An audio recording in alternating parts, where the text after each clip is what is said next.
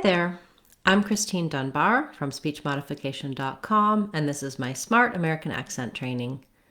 Welcome to our Word of the Day series, where I've been taking your requests for words you'd like help to pronounce in American English. Today's request was for the words hurt versus heard. So we're going to break down these two words and talk about the spelling, the sounds, how to pronounce them, and how to use them smoothly and easily in your everyday speech.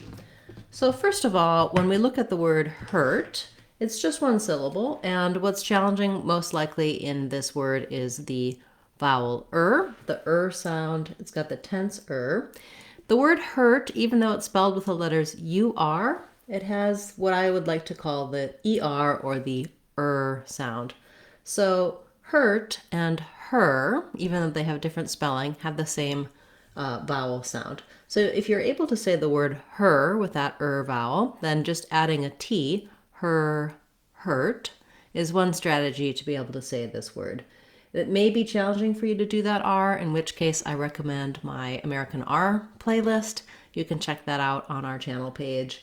And also our Sounds of American English course goes through all of the different sounds of English, including the different R sounds and how to make them correctly and easily. That's on speechmodification.com. So and then the word heard, even though it's spelled with the EAR, that looks like the word ear, it also just has the sound, the vowel, and instead of a T sound, a voiceless hurt, it has the voiced D, heard.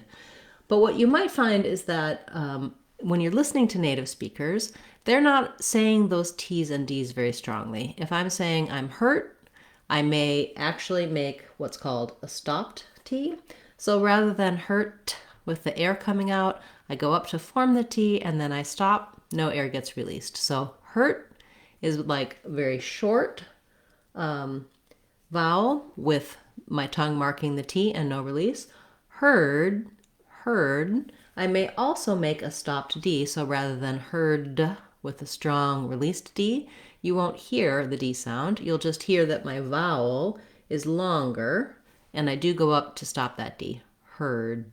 So this is a phenomenon that we use a longer vowel before the voiced sound like the D, and a shorter vowel before a voiceless sound like the T. So trying hurt, heard is how you're going to hear native speakers say these words if they're saying them by themselves. Most of the time, though, we don't just say a word by itself. And so what happens when I link these words? For example, if I said the idiom, he wouldn't hurt a fly. If I say hurt I guess I'll write the actual words first. So hurt I just said that with a stop T, but when I'm linking it in, for example, hurt a fly, he wouldn't hurt a fly, that T, because it links to the vowel sound, turns into a flap. It sounds more like a D. So this phrase, hurt a fly, is going to sound more like hurt a fly. So if you're thinking about it this way, all linked together, hurt a fly, that's part of the confusion, right? There's my D. I'm not saying the word heard. I am still saying hurt, but when I'm linking, my T turns into more of a D. I'm still going to be pretty short, though. Hurt a fly. My hurt is very short. Well, whether if I'm saying, for example, I heard a fly. I heard a fly buzzing. I heard a fly. I'm going to have more length here, and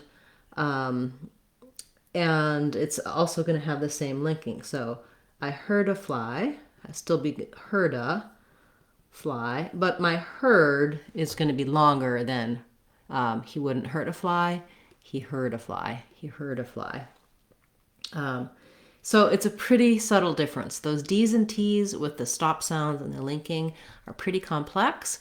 I do have a number of videos teaching you about linking, what the T sound does at the ends of words, how it changes when it links. So I recommend checking those out on the channel, as well as in my American accent training courses on speechmodification.com. This was definitely a good and interesting topic. So I appreciate, thank you so much, the person who requested that we talk about hurt versus herd. And just one more thing to mention, there is a word herd, H-E-R-D, like a herd of animals. This is the herd past tense of to hear. So that herd has the same pronunciation, less commonly used and maybe not as useful, but still good to know. If you have a request you'd like to see as part of the series, feel free to leave that in the comments for this video or any of my videos. I have our Word of the Day series is an everyday class, and then also on Fridays we have our live question and answer class. You can attend that on our YouTube channel, type your questions in the chat, and I'll answer them for you live. I hope to see you there. And thank you so much again for your requests, your support, comments, and those of you who've subscribed to the channel, and especially those who've joined as channel members. I'm Christine Dunbar from SpeechModification.com. Remember, if you want to sound like a native speaker, you can do it. SpeechModification.com. Bye, everyone. Hope to see you again soon.